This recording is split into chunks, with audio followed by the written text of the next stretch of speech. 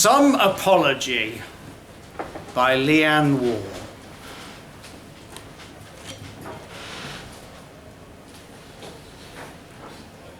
Look, I've had some time to think, and what it is that I don't feel too good about what I did, all right? I know it's probably not enough, not now, not after all these years, and everything that happened, yet I have to say it, or I'll never rest. I don't think this is how an apology should be going, to be honest with you. It should be about you, shouldn't it? Not about me, unburdening myself. But isn't that the point of apologies? To feel less rotten about oneself. It's pretty selfish, come to think of it. How am I to know what this will do for you? It might make things worse, for all I know. I can't believe you're here, or how the years have hardened your fine features. Perhaps that was my doing. Here lies the trace of my misdeeds, my signature scrawled on the lines of your brow and carved into the scar on your chin.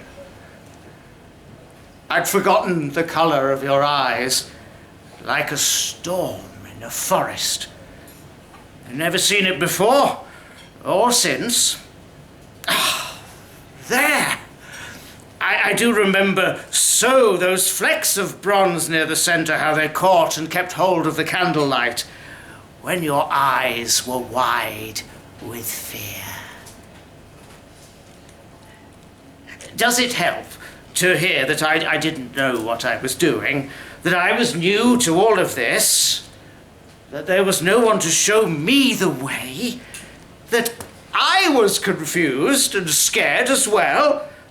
I suppose not. These things just sound like excuses now I've said them out loud. I remember the first time I had been pacing that dark, lonely corridor without even the echo of my footstep to keep me company. Bored, senseless. Who knows for how long? While it felt like hours, I wouldn't be surprised if you said it had been years. And then suddenly, there you were, like you'd taken shape from a mist. The bedroom door was ajar, and a glimmer of light caught my eye from within, stopping me dead in my tracks. I slipped through the gap and watched you brush your hair. Its golden glint doubled in the mirror. Your nightdress had fallen just below your shoulder, milky white in the half-light. Snow speckled the window while a little fire kept you warm. I'd been chilled to the bone for so long, I still am. But I was grateful for that little fire, for the radiance it lent you. I was right behind you, but yours was the only face framed in the mirror. Your scent, lily of the valley, was it? Drew me closer. I must have breathed on your neck then as I watched the little hairs prickle up to attention one by one. I clutched your shoulder. Whether I meant to frighten or seduce you, I cannot say. As you'll remember, you screamed bloody murder then. You didn't sleep that night, even though you squeezed your eyes shut until the sun came up. You murmured to yourself, something like a prayer, and something like, "I don't believe in ghosts, I don't believe in ghosts," over and over again. I paced some more. I tried to find the ceiling beams interesting, or dust motes. I tried to forget the lightning thrill of that scream, yet it had a gravity I could not escape. Maybe I could have tried harder. It held the power of a drug, though. A delicious, head-spinning plunge that I did not want to resist. So I went back for more, and more, and more. Try as I might, I could not make you see me. So to my shame, I tormented you instead. Once, just as you snuffed out the candle, I whispered your name into your ear. Helen.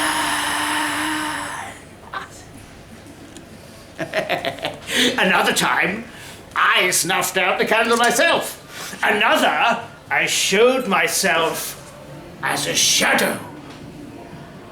Of course, you'll recall the time I did all three here at the top of the stairs. The last time that I heard that intoxicating scream. How many decades have passed since then? 5? 6? It couldn't have been 7, could it? The detritus that blows in through the broken windows, past the danger no entry signs, is my only measure of passing time and of modernity.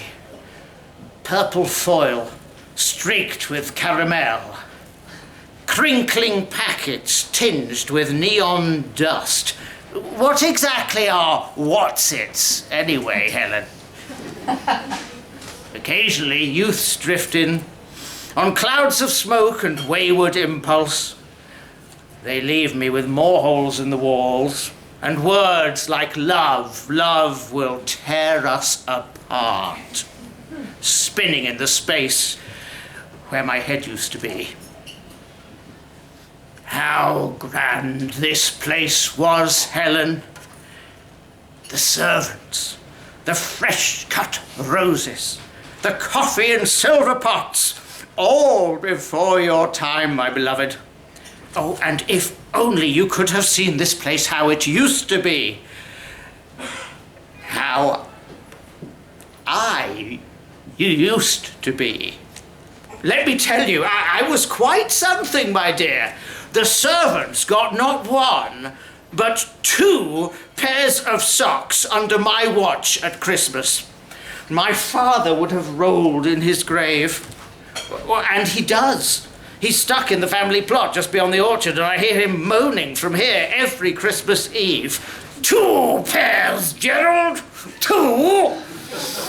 Cast your bones! Although it pains me to say it, he might have had a point about the help.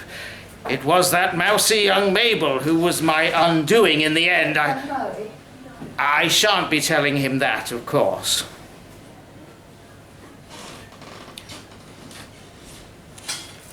What can I say? You're an old woman now, frail and grey, gripping the arm of a younger woman as you climb the stairs toward me. That's it. Careful now. Mind that step. It's nearly rotted through. Your daughter, I presume. She has your nose, but dull and charmless blue eyes from her father, I suppose. It's freezing in here, Mum. You'll catch your death. She's adjusting your scarf, doing up the top button of your coat. Where did you feel the presence most strongly? Where my nightstand used to be. In that corner. You gulp. And here, at the top of the stairs. Oh, Sarah, maybe we should leave. You say in a thin, wavering voice, wavering from age or fear. I cannot tell. These memories have haunted you long enough. You deserve peace. And we've come all this way. Shouldn't we at least try? Sarah closes her eyes and places one hand on the crucifix hanging from her neck, one on the flaking, rickety banister. Listening. She looks haughty and ridiculous. God, I want to give her a little fright, but I will not give her the satisfaction. And besides, I've grown out of that now, as I've been telling you. It has taken death for me to grow up, Helen. For one, I'm beginning to see how young Mabel might have taken offence to my advances. I did tell you how good-looking I was, didn't I? I couldn't fathom her fending off a little bum squeeze here and there, not when I was alive. On reflection, I can see how she mightn't have liked that. Or my chasing her into the pantry, in play, you understand. But I can see why she might have grabbed that heavy-bottomed pot from the shelf and swung it at me full force. I remember being aroused by such a show of strength from so dainty a woman. And, well, that is the last thing I do remember from my mortal life. Yes, I can see it now, why she might have done it. Still, I can't understand why the rest of the servants took such relish in wrenching up the kitchen flagstones and digging that pit underneath to cast me into.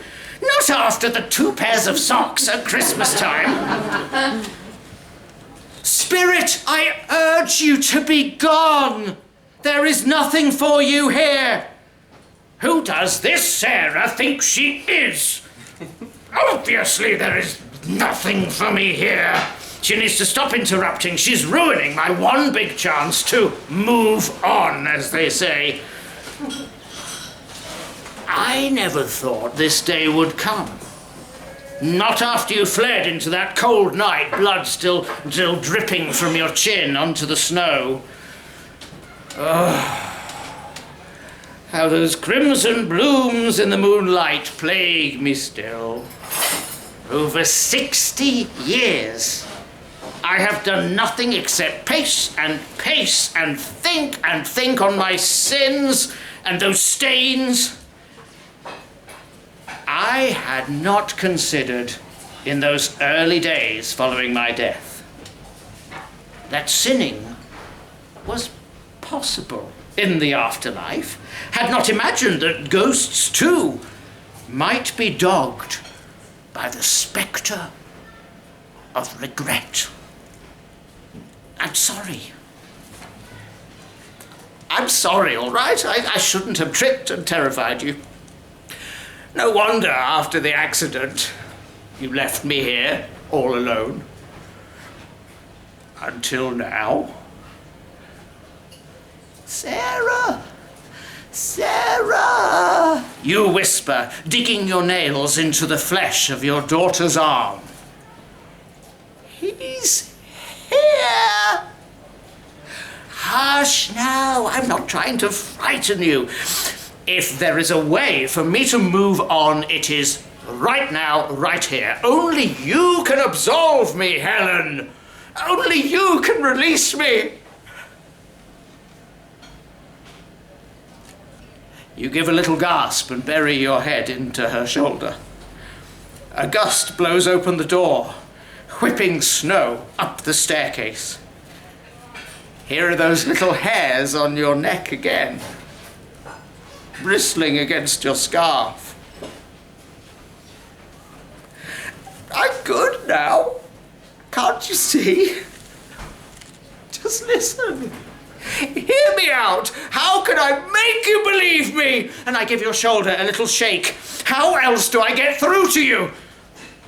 I don't know which is louder, your shriek or hers, or the sound of bone cracking as you tumble once more down the stairs. Oh, bugger. This did not go well.